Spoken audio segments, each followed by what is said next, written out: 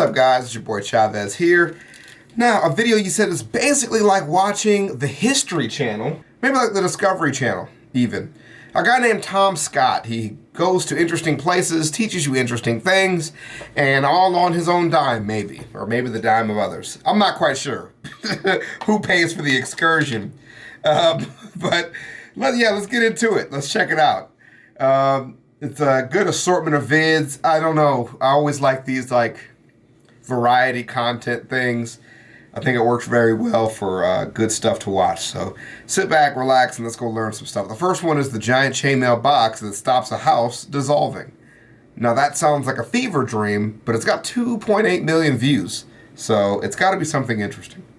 This is the Hill House in southwest Scotland. It was built in 1902 using design and construction techniques that were years ahead of their time. It's an important bit of architectural history. But because it was years ahead of its time, it was also experimental. It turns out that the house exterior just soaks up all the heavy Scottish rains and lets the water in. 120 years after it was built, this whole building is slowly cracking and crumbling and dissolving. The first step of saving this house is to dry it out, slowly and carefully. The problem is, it rains 190 days a year around here.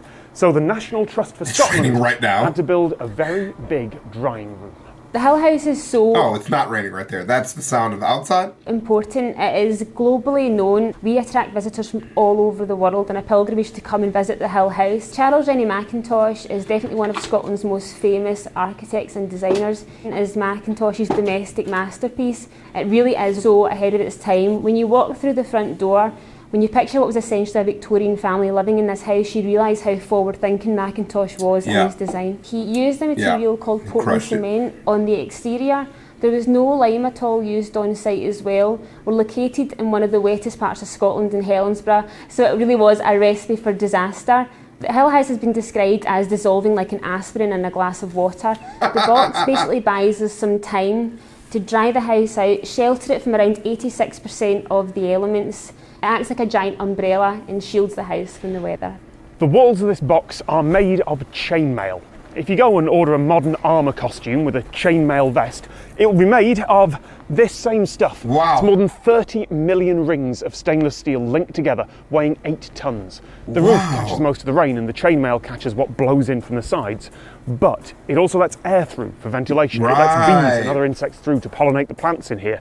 And it's all recyclable afterwards because it's steel. You just melt it down into something else. That is actually really cool. I have to admit, that is a genius idea.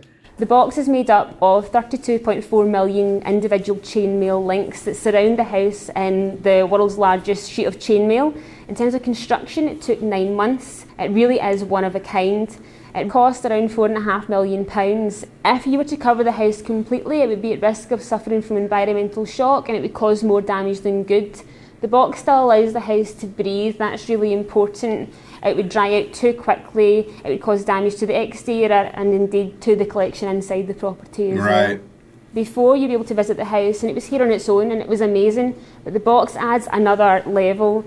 There are walkways all around the property. You can walk around the perimeter of the house, even up and over the top, seeing the house from aspects that Mackintosh himself would never even have seen. What you're seeing at the Hill House is conservation in action. They didn't need to add the staircases and gantries and ramps here, but if you block this house from public view for the 15 years it'll take to dry out and repair, then there's a chance the public are going to forget about it. It'll look like a construction site, an eyesore. If instead you highlight it, you create something one of a kind like this box, and you let the public see the house from angles that will likely never be possible again, well then, you're not just preserving important architecture, you're promoting it. And for me, that's the cleverest part of all this. I wouldn't be here, you wouldn't be watching this, if it wasn't for the box. That is super cool. What a great video. Yeah, that's some good stuff, man. Again, just going to like a public site, you know, like a public art site, and checking it out and showing me something from Scotland I would never see. Get to hear a lady I could listen to talk all day, quite frankly, about this house and chain link fences, and a very genius idea to let something happen naturally, gradually, to preserve it. I like it. We're actually going to skip around because I see this guy holding up fireworks. The town where holding fireworks over your head is... Across Britain, a tradition.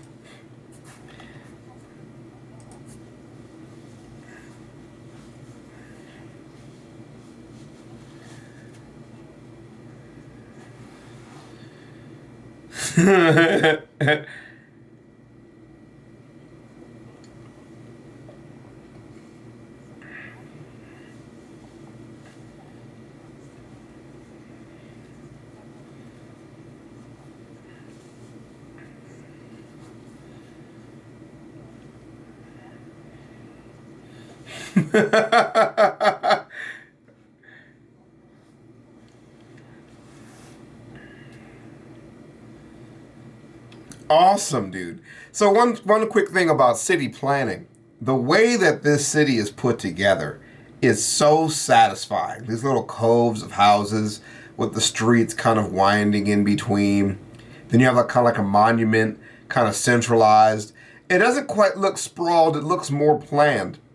You know, and you have like these open fields out here. In Vegas, this is not what our skyline looks like for the most part. It's very upsetting that this city, this flat city, from even just a slight high angle, has such a beautiful profile, I guess.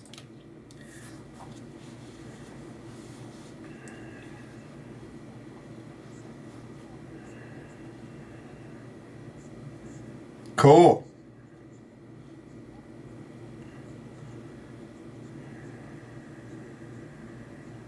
Everybody that does it in the street tonight, it's not available to the general public, and this specific one is made only for Bridgewater Carnival. In here is about a pound of gunpowder.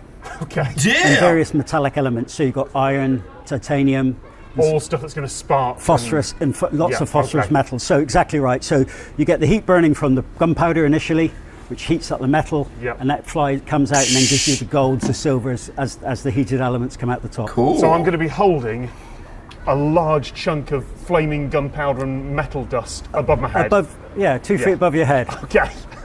along with the 250 other people. All right. This is How is that safe? the Okay. kosh. This is the kosh. Right. As you can see, it's a glorified broom handle in a way. Yep. It's obviously changed over the years. You can see various different shaped ones through the back there, but this one is quite old. This one is probably 60, 70 years old, that one. Oh, that's awesome. Really? Yeah, my dad had it from the club he was well involved with, and a lot of these get handed on from generation to generation. Wow. So, Okay. So 60-year-old kosh.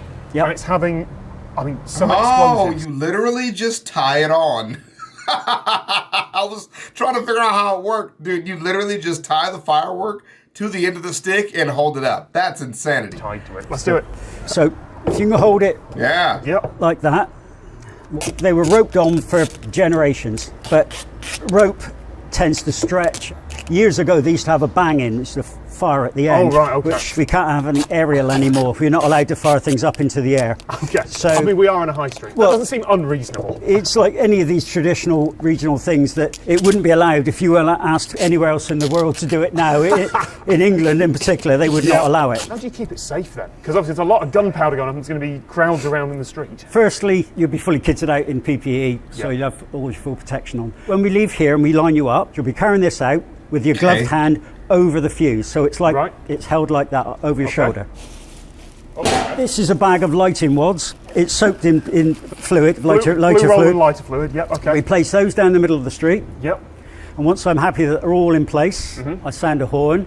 The lighters from each club will light these wads, so you'll see a sea of fire going down through the centre of the road. Wow. Then you just pull off the safety cover. Yep. And again, once those wads are lit down Yep. to the road, and you hear the second Second okay. horn, First horn. Safety cover off. yeah, all you do is dip your fuse straight into the lighting fluid. It'll fire straight away, Yep. and then vertical up above your head at arm's length. Right. It sounds very simple, but it will seem a It lot. doesn't sound that simple. That's a lot of gunpowder very near my head. That is very true, but you'll be fine. You'll enjoy it, honestly. But it will seem longer than a minute. It's good Okay. today. It's historic. It's been part of the tradition of Bridgewater going back to the 1600s That's- onwards. sounds really 430 cool. years-ish now. There's And been- I would not drop out of a plane, right? I would not go bungee jumping, right? But I would definitely hold a pound of gunpowder over my head with a small coat and a little hat. in one form or another. It's all to do with the 1605 gunpowder plot and the failure of Guy Fawkes. People had a bonfire, they threw the effigy on it, and they used to have fireworks around the pubs, and that's how it started. We're on the move.